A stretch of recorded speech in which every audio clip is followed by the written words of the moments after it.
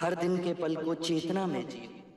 जो पीछे चला गया उसका ना राग मन में हो, ना ही आने वाले कल के सपनों की नींद में डूबे रहो। इसी क्षण अर्थात सचेत अवस्था में पूर्ण जियो। चार आर्यक सत्य हैं। एक, जब तक सृष्टि रहेगी दुख मनुष्य के साथ छाया की तरह चलेगा। दो, इस दुख का कारण है वस्तु से स्वयं को पकड़ के रखना। जो वस्तु क्षणभंगुर है तो मार्ग क्या हो। तीन, मुक्ति के लिए विवेक जगाना आवश्यक है। स्वयं को केंद्रित रखो। जो आए चाहे दुख की सूचना या आनंद की परछाई, उसके बीच स्वयं को स्थिर रखो। चार, इस मार्ग पर दुख के बंधन टूटेंगे और परम सत्य की उपलब्धि। अंधविश्वास किसी पर मत करना, चाहे वो धर्म ग्रंथ हो या किसी महानुभाव का कहना, जब तक वो तुम्हारी अपनी बुद्धि और विवेक की कसौटी पर खरा ना उतरे। ये संसार जिसे हम यथार्थ मानते हैं दुख और पीड़ा का क्षणभंगुर खेल है। जो जन्मा है उसकी मृत्यु निश्चित है। यही सृष्टि का नियम है। अज्ञान ही सारी विषमताओं की जड़ में है। अज्ञान ना पूजा न व्रत न चढ़ावों से समाप्त होता है। अज्ञान केवल ध्यान से दूर होगा।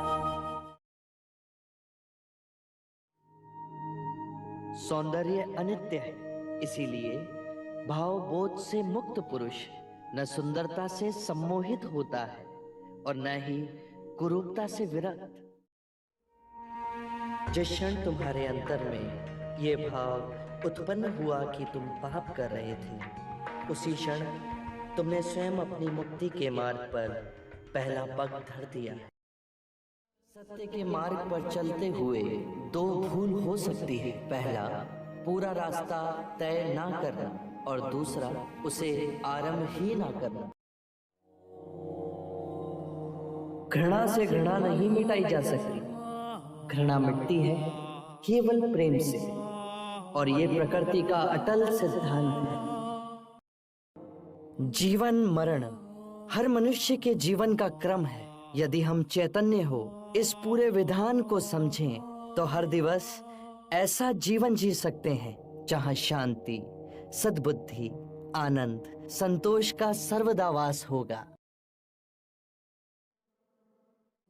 जोश से भयंकर कोई अग्नि नहीं, घृणा से भयंकर कोई जानवर नहीं, अविवेक से बढ़कर कोई जाल नहीं, लालच से बढ़कर कोई बाधा नहीं। व्यक्ति का मन ही उसका सबसे बड़ा शत्रु है, जो उससे अनुचित कार्य करवाता है। हम जो सोचते हैं उसका ही परिणाम बनते हैं। अच्छा विचार अच्छा परिणाम देता है, बुरा विचार बुरा परिणाम। ये प्रकृति का अटल नियम है। करुणा से ही हम दूसरे जीव की पीड़ा समझ सकते हैं, उसका दुख दूर कर सकते हैं। हम कितनी भी पुण्य की बातें पढ़ लें, कह लें, जब तक वो आपके अपने कृत्य ना बन जाए तब तक कोई लाभ नहीं। आत्ममुक्ति के 3 चरण हैं, शीलाचार, ध्यान और ज्ञान। शीलों का आचरण करने से ध्यान साधना बढ़ती है। ध्यान साधना से ज्ञान का उदय होता है, जिससे शीलों का गहन आचरण संभव होता है। इससे हम लोभ, क्रोध और अज्ञान से मुक्त होकर आत्म मुक्ति, शांति और आनंद की प्राप्ति कर सकते हैं। इस शरीर रूपी जन्म में ही नहीं, शरीर के पश्चात वाली यात्रा में भी जैसा कर्म होगा वैसा ही फल होगा। जीवन का रहस्य है भय से मुक्त होना। कल क्या होगा, तुम्हारा या मेरा क्या होगा, किसी पे निर्भर ना होना। जैसे ही भय को अस्वीकार करोगे, पूर्ण मुक्ति मिलेगी। धर्म और संघ हम सबके अंतर में है। जागने की क्षमता बुद्ध है। जाग के जिस पथ पर चले वो धर्म है, और अपने पूरे मन को एकत्र करना संघ है। और ये तीनों रत्न हम सबके अंतर में ही है। कितने भी धार्मिक ग्रंथ पढ़ लो, कितना ही उन्हें कंठस्थ कर लो, यदि वो तुम्हारे जीवन के कृत्य ना बने तो समझना कुछ भी नहीं किया। 3 सत्य हैं जिन्हें जन जन तक पहुंचाना है। उदार हृदय, दयालु वचन, सेवा में अर्जित जीवन और करुणा। यही 3 मंत्र मानवता का नव निर्माण करेंगे। मृत्यु का भय उसे ना होगा जिसने अपना जीवन बुद्धिमानी से जिया हो। ये शरीर तो नश्वर है, पर मेरी वाणी, मेरे सूत्र बन सदैव आप लोगों के पथ को प्रकाशमयी करेंगे। अपो दीपो भव, अपना दिया स्वयं बनना, अपने बुद्ध को पहचानना। जागो और धर्म के मार्ग पे चलो, अपने अंतर के संग को साधो। अपनी शरण में जाना, किसी को ना खोजना। जो है सब अस्थिर है, उसके बीच स्थिर रहना। परिश्रम से निरंतर संघर्ष करना, कभी हार ना मानना। क्रोध करना अपनी हथेली पर गर्म कोयले को रखने के समान है, जो हम किसी दूसरे पर फेंकना चाहते हैं, पर इस क्रिया में हम स्वयं को ही हानि पहुंचाते हैं।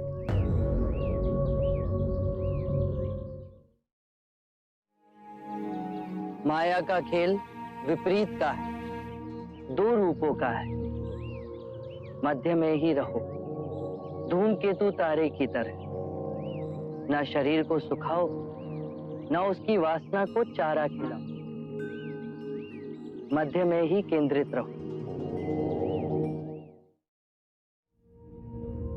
जब हम माया के द्वैत रूप को सही पहचान लेते हैं, तो सारे दुख, सारी चिंताएं समाप्त हो जाती हैं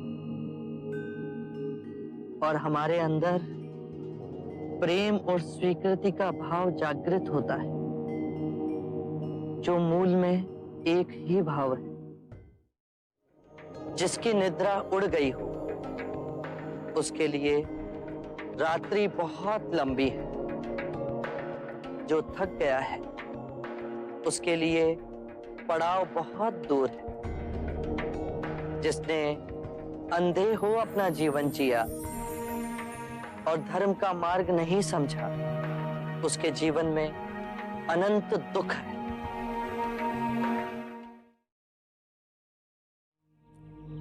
सौंदर्य क्या है बुद्ध?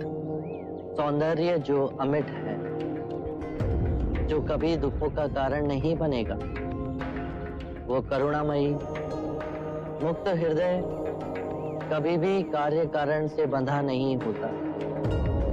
वो हृदय जिसमें शांति और आनंद का भाव हो, वही परम सत्य है। बस अभ्यास करो, ये द्वार सबके लिए खुले हैं।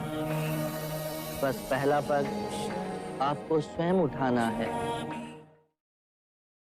सुख और दुख एक ही सिक्के के 2 रूप। जब सुख की कामना का अंत हुआ, तो दुख का भय समाप्त हुआ। आकाश गंगाओं में यात्रा करो, पर पैर धरती पर गड़े होने चाहिए। यदि व्यक्ति अज्ञान और भ्रांति को अपने विवेक से मिटाएगा नहीं, तो परम आनंद और मुक्ति के दूसरे छोर पे कैसे पहुंच पाएगा? चाहे वो पूजा करे या अनुष्ठान, या व्रत करे या किसी नीति पर चले, वो इस किनारे ही रहेगा। आपको ध्यान से क्या मिला गुरुवर? कुछ नहीं। क्रोध खोया, उदासी खोई,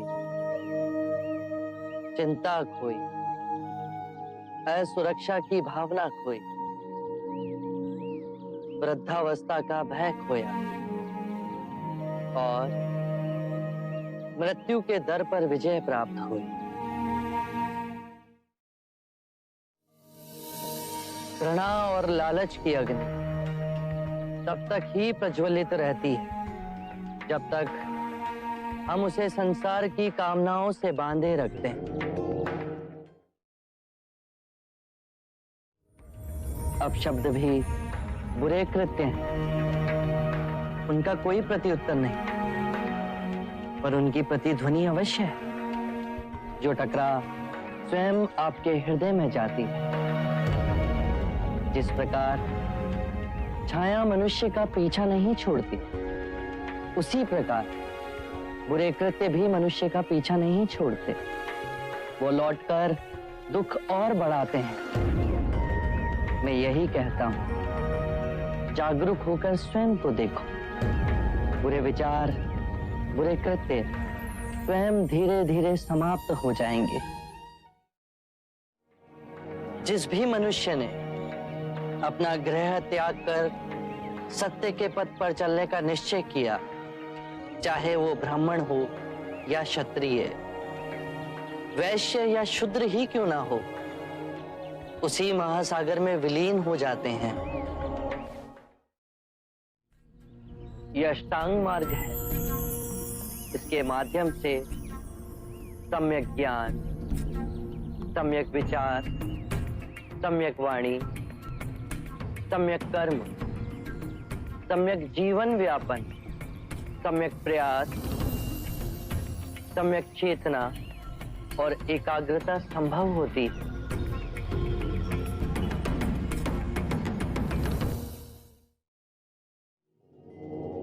ये पंचशील मार्ग है। पहला, कभी किसी जीव की हत्या ना करें। तुम्हारी तरह वो भी मृत्यु से डरता है। जीव हत्या त्याग तुम्हारे अंदर करुणा और सामंजस्य का भाव जगेगा। दूसरा, कभी चोरी ना करें। इससे विपरीत किसी निर्बल का बल बने। तीसरा, व्यभिचार ना करें। केवल अपनी पत्नी से ही संबंध रखें।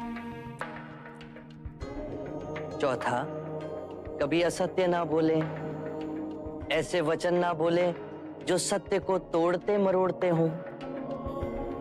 पांचवा, किसी भी नशीले पदार्थ का सेवन ना करें। मेरा मार्ग सरल है पर कठिन है।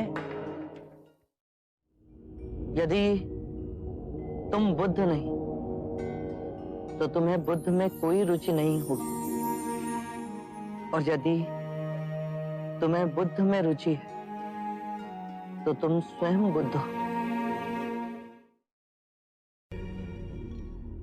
मेरे प्रिय भिक्षु, यदि तुम सच्चे हृदय से मेरे प्रति आदर और आभार व्यक्त करना चाहते हो तो धर्म को ही अपना कर्म बनाओ। हर क्षण को ध्यान में जियो। किसी भी बात पर, चाहे वो आपने कहीं पढ़ी हो या किसी महानुभाव का कहना हो या मेरे ही कहे हुए वचन ही क्यों ना हो, सहजता से विश्वास मत करना जब तक वो तुम्हारी बुद्धि, तुम्हारे विवेक और तुम्हारे सामान्य समझ की कसौटी पर खरा ना उतरे।